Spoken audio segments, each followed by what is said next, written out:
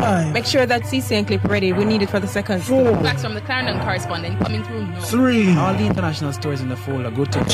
Newsreaders all set. Yeah, man, everything set, everything ready. 1. From the Grill to Morant Point, News Talk 93 FM has got it covered. Across the 7 seas to the 4 corners of the world, it's all captured on the 93 radar.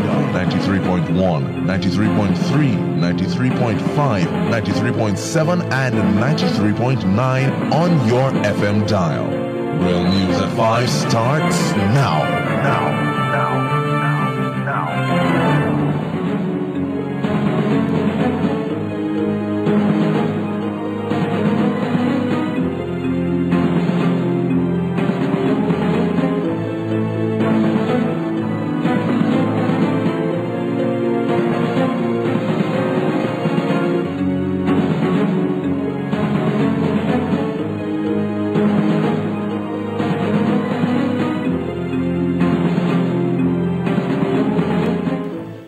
Afternoon, time for the 5 o'clock news roundup here on News Talk 93 FM. I'm Errol Lee. And I'm Andre Bernard. Coming up in this newscast, Finance Minister Peter Phillips says despite unfavorable poll numbers, the government is pressing ahead with plans for an early election. Political analyst Dr. Paul Ashley says despite dissatisfaction with Jamaica's 2 main political parties, third parties have still failed to establish themselves effectively. Generation 2000 calls on government senators to act with independent thought when they debate the Caribbean Court of Justice tomorrow. And Minister of Tourism Dr. Wickham Neal praises hotel to be constructed in St. Anne.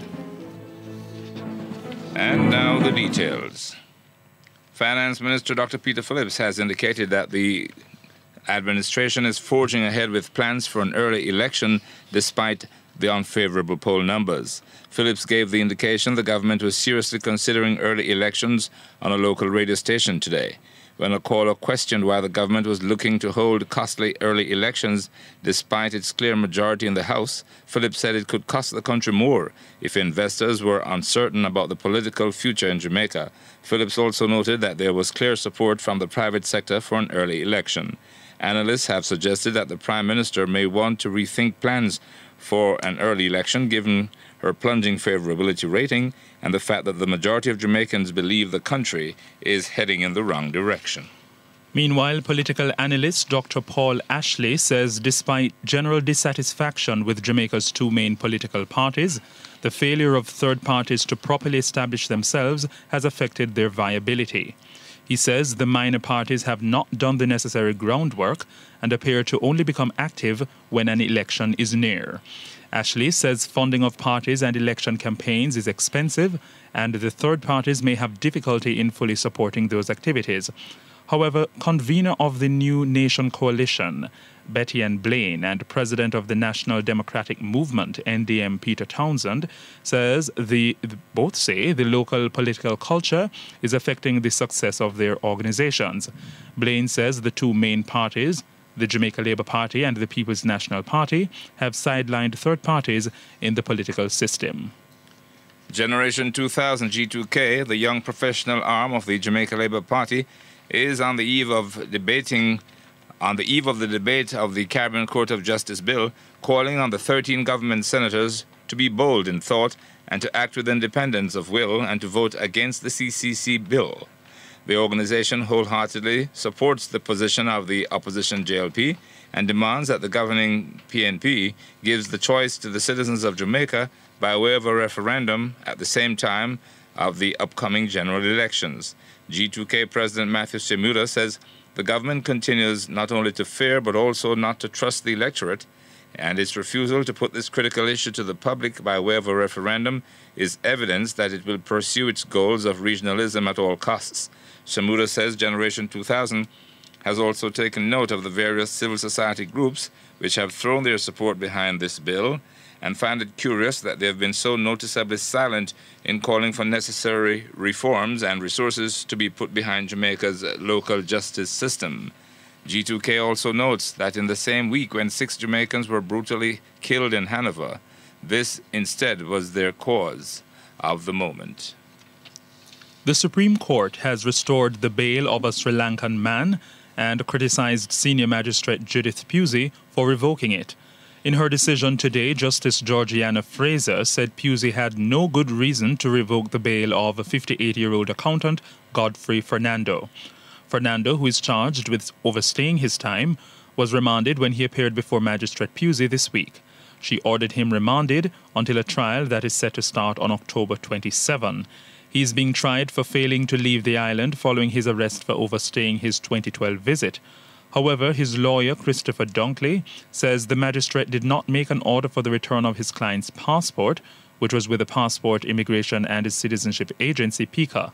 He says the passport was needed because he would have to apply for a visa to go to Europe and then to Sri Lanka. A man who stole 5 manhole covers from the University of the West Indies campus in Mona, St. Andrew, was fined $50,000 in the corporate area RM court. Colin Williams was fined by RM Judith Pusey after he pleaded guilty to simple larceny. If the fine is not paid, Williams will serve 6 months in prison. Before the sentence was handed down, he told the court he was forced to steal the manhole covers because of pressures in his life. The Ministry of Education is to roll out the National Curriculum on Trafficking in Persons during the current academic year. The curriculum, jointly developed with the National Task Force Against Trafficking in Persons, aims to better enable teachers to impart the facts and issues relating to human trafficking to their students. Trafficking in persons is commonly characterized by abduction, forced labor, and sexual exploitation of the victims. The curriculum's implementation is deemed pivotal in supporting the government's fight against these illicit activities, particularly involving children, which is underpinned by a comprehensive legislative framework. Speaking at the Ministry's Region 1 Principals Consultation yesterday, Chairperson of the task force, Carol Palmer, said the curriculum's implementation is intended to further heighten knowledge and awareness across the society. Global statistics show that an average of 2.5 million persons fall prey to human trafficking each year. Head of the Office of Social Entrepreneurship at the Mona School of Business, Dr. Kadamame Knife, says Jamaica needs to provide incentives for young people so they can pursue investment opportunities and better themselves. We have greater incentives to non-Jamaicans to invest in Jamaica than creating special incentives for Jamaicans to invest in Jamaica. So that is part of the problem. We focus so much on trying to please non-Jamaicans who we claim are big, great investors. And we have seen that foreign direct investment just hasn't worked. So the reason we don't get more from investors is because we do not welcome a family to our investment state. I think that is the fundamental problem. But if you look... Knife says the question surrounds the country's capacity to absorb persons who are trainable, as well as examining other areas in which to assist them. That's always a migratory population, that's why it's so large. And I think part of the error in the discourse has been in the 1980s. There was a big discussion about what we call brain drain. But post the 1980s, you need to realize that the question surrounds our own capacity to absorb persons that we are training as school persons. That we realize the role that therefore does play in terms of Jamaica and Jamaica's long-term development. Knife also gives some suggestions as to what can be done to improve the local economy. The question is whether it's first migrate or not. Is it good or bad? That happens to the expansion of the Jamaican economy and therefore put in place meaningful structures for those persons who migrate and really impact the Jamaican economy. Not just for remittances, but now as persons who have generated an income and can reinvest in the Jamaican economy. So I think that's one of the first things we need to read. University lecturer Dr. Kadawama Knife speaking this morning on Fresh Start with Imanita Farai, Ama and Delano Seawright. According to the Statistical Institute of Jamaica, there was a 7.5% increase in the number of unemployed in Jamaica in January 2015 compared to the same period last year. Minister of Tourism Dr. Wickham McNeil is praising a soon-to-be-constructed hotel in Jamaica's tourist resort area in Westmoreland. The hotel is to be constructed by Jamaican-Mexican outfit Charisma Hotels and Resorts. McNeil speaks to the magnitude of the hotel to be built. This project is larger than Bahamar, the Cove, which was estimated at 2,000 rooms, twice the size of Harmony Cove. It's one of the largest projects that will be contemplated in the English-speaking Caribbean. No, it's about half of the rooms, or over half of the rooms that was created with all the other hotels that came on stream. What is interesting about it is it's a purely private sector-driven project. We have worked closely with them from day one. He talks about the company that is undertaking the project. the Charisma Group, which is a group that had come here years ago and invested in a hotel in Negril and a brand called Azul Sensatori. They said property. And just to let you know that since starting that property, from 1 month after they started that property to now, over a year later, they're running 97% annual. The tourism minister also points to the great job creation opportunities that the hotel will provide. Jobs at all levels. Right now, in the construction phase, there are jobs that are created. After that phase, there's going to be a phase of persons who get sustainable jobs. And of course, as well as all of that, and they're estimating anywhere in the region of about 300 jobs on this project alone, the one in Negril. Tourism Minister Dr. Wickham McNeil. He was speaking on the evening edition with host Lambert Brown last evening. On Tuesday, Charisma Hotels and Resorts announced that it will be investing more than $900 million in a mega hotel project that will add 4,000 additional rooms to Jamaica's tourism sector over 10 years and provide at least 8,000 direct jobs. You're listening to news on News Talk 93 FM. It's 11 and a half minutes after 5. The National Council on Drug Abuse, the NCDA, is calling on communities to take control of the selling of alcohol to underage children. Client Services Director of the NCDA, Colette Brown, says the agency has identified community events as potential sources for the supply of alcohol to young people below the legal drinking age. She said events such as dances, wakes, and other functions are being acknowledged by NCDA as the ones that need to be targeted in order to reduce the access that children have to alcohol. She suggested that conversations with shopkeepers need to take place in order to make them aware of the illegality of selling alcohol to children. The Pan American Health Organization, PAHO, is currently in the process of printing posters in order to facilitate the NCDA going into communities to bring awareness of the dangers of underage drinking. Brown indicated that friends and parents are the other sources through which children between the ages of 12 and 15 obtain their alcohol. She says young people who drink are more likely to engage in risky behavior that can result in illness, injury, or death. The National Water Commission, the NWC, is advising customers that its Portmore commercial office, located in the Portmore Mall, St. Catherine, will be closed for business this Saturday, October 17. The NWC apologizes for any inconvenience that is caused and reminds customers that they may visit their nearest payment agency to make bill payments.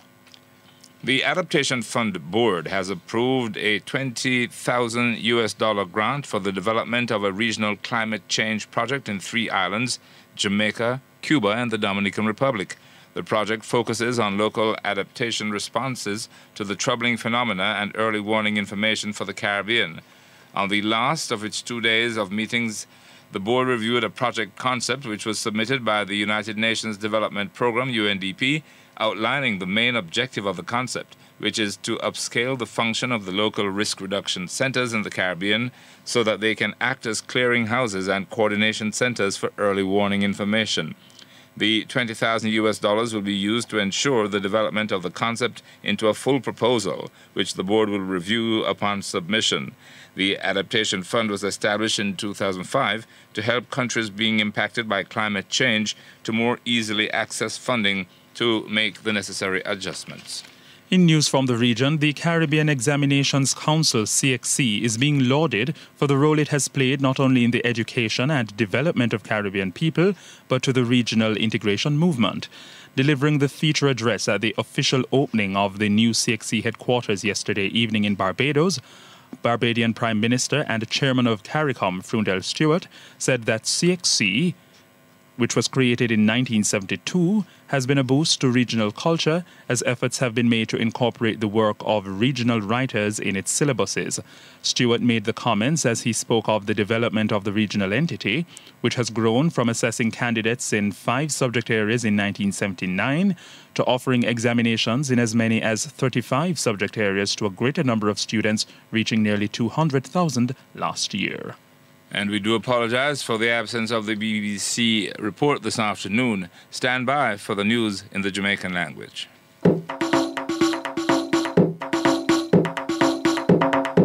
Broadcast Jamaican and Newstalk 93 FM now gear the news in the Jamaican language.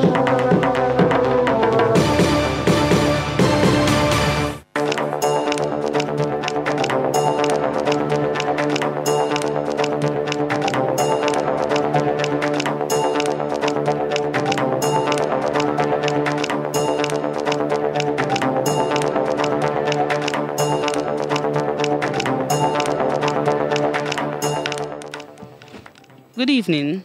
My name is Kadeen Marshall, and this are the news in the Jamaican language. The Chapelton police in Clarendon are asked the people them a get robbed lately for come look on some things if I for them.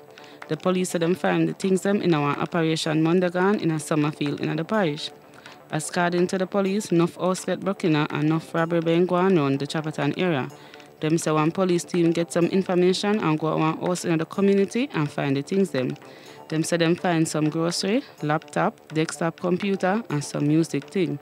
6 men get locked up and one of them get let out. One man was thief 5 man all from the University of the West Indies campus in Amona, St. Andrew, after pay $50,000 in the Carpet Area Resident Magistrate Court. RM Judith Pusey charged Colin Williams Tuesday cause him say him do it. If him not pay the money, he may spend 6 months in a prison. Before him get sentenced, him tell the court that him been forced to thief the manual them cause of some pressure in him life. One man nurse said them claim to be molesting 15-year-old cousin and go upon trial next year. Them set the March 8 trial date for the 31-year-old man who come from St. Catherine. Him say him not have sex with her and him never feel her up.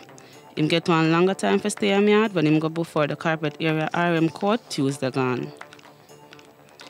Dr. Peter Phillips, the Minister for Finance, said the government are thinking about for call one early election, although enough people not have no faith in the Prime Minister right now. Him been talk about that from one local radio station this morning. Once somebody will call in, Ben asked him why the government want call one early election, although them have most of the seat them in the House of Representatives. But Philip tell the caller say it would have cost the country more if the investor them not sure about the political situation in Jamaica. News from foreign. Volkswagen said them were taking back 8.5 million car in Europe because of the diesel emission scandal. Them do this because of the Germany Automotive Watchdog Group and tell VW for calling back 2.4 million of them local car. Some report out of Germany as the KBA never agree with VW proposal, but said the car owner them should have bring in them car by themselves to get it fixed. My name is Kadeen Marshall, and that are the news in the Jamaican language. Broadcast Jamaican and Newstalk 93 FM just gear the news in the Jamaican language.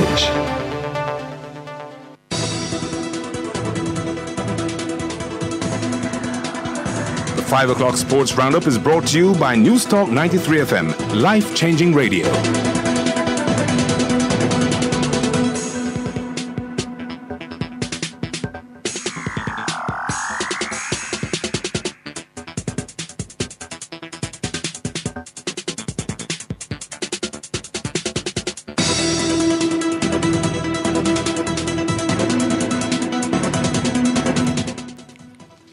Good afternoon. I am Mikhail Drama Johns with your 5 o'clock sports roundup here on Newstalk 93 FM, and we begin with football. This evening's KSA Business House 5-a-side knockout competition will see at 6:30 p.m.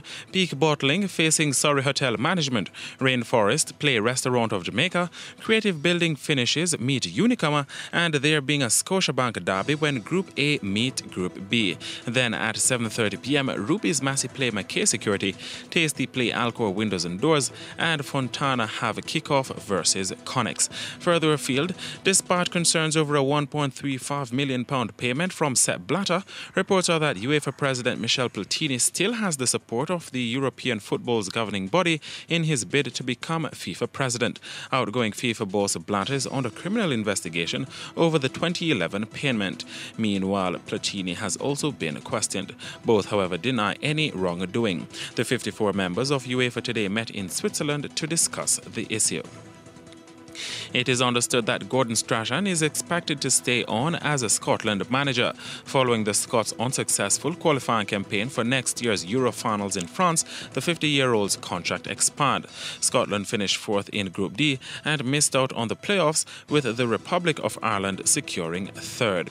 And more football. Danny Ings is out for the rest of Liverpool's season. This follows the 23-year-old striker suffering a knee injury.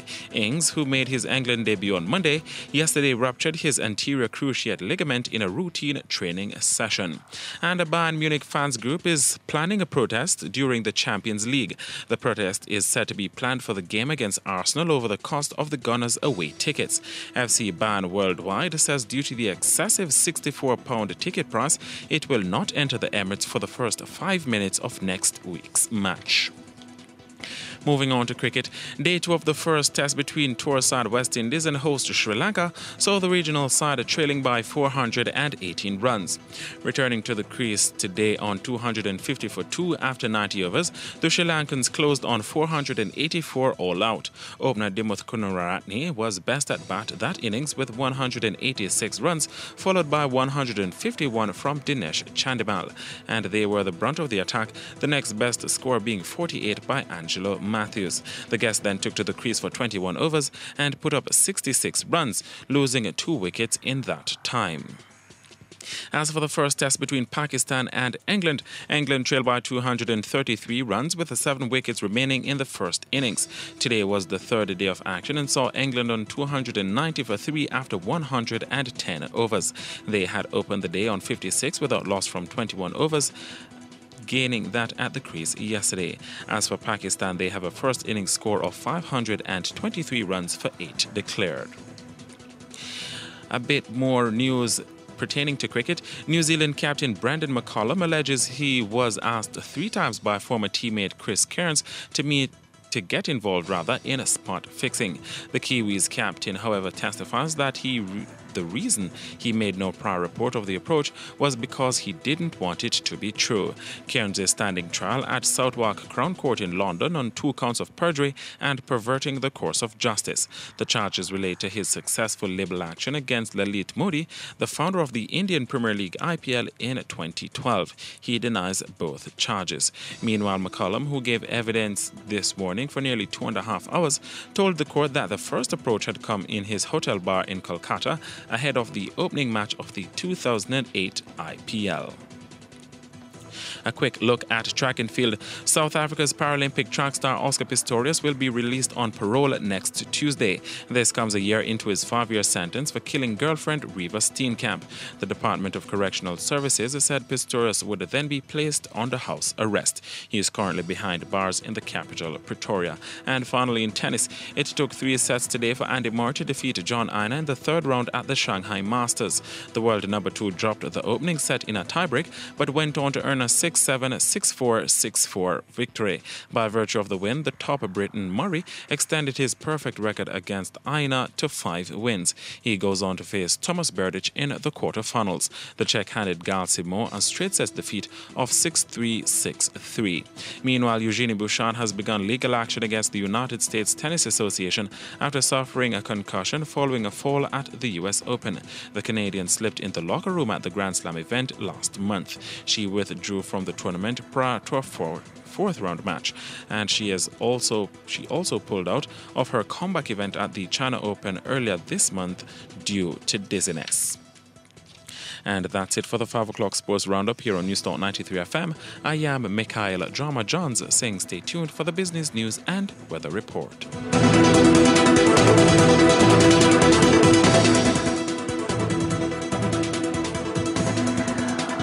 The 5 o'clock sports roundup was brought to you by Newstalk 93 FM, life-changing sports radio.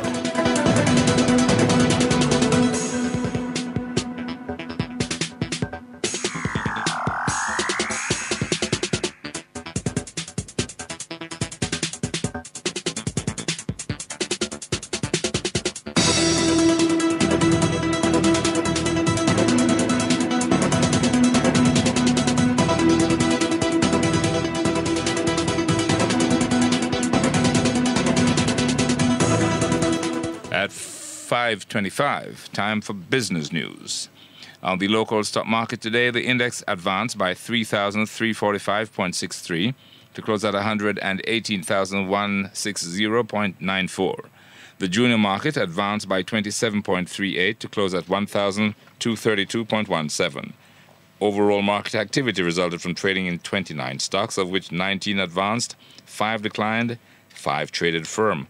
Market volume amounted to 3.4 million units, valued at over $29.7 million. AMG Packaging and Paper was volume leader. Stocks advancing today: AMG Packaging, Berger Paints, Carib Cement, Carbon Flavors, Carbon Producers, Carreras, Derrimon Trading, D&G, Brawlers, Producers Group, JMMB, Kingston Wharves, Lasco, Lasco Financial, Lasco Manufacturing, Mayberry Investments, NCB, Proven Investments, and Sagicor Group. Stocks declining: Barita, Carib Cream, Siboney Group, Grace Kennedy, and Scotia Group. And on the foreign exchange market, the US dollar closed at $119.56, the pound sterling $185, the Canadian $92.80, and the euro $136.60. That's business news. And now we take a look at the weather. There is a tropical wave to the east of Jamaica, which is expected to be west of the island by tonight. In the forecast for tonight, expect mostly cloudy conditions across western parishes. To end the news, the main points. Finance Minister Dr. Peter Phillips says despite the unfavorable poll results, the government is pressing ahead with plans for an early election. Political analyst Dr. Paul Ashley says despite dissatisfaction with Jamaica's two main political parties, third parties have failed to establish themselves effectively.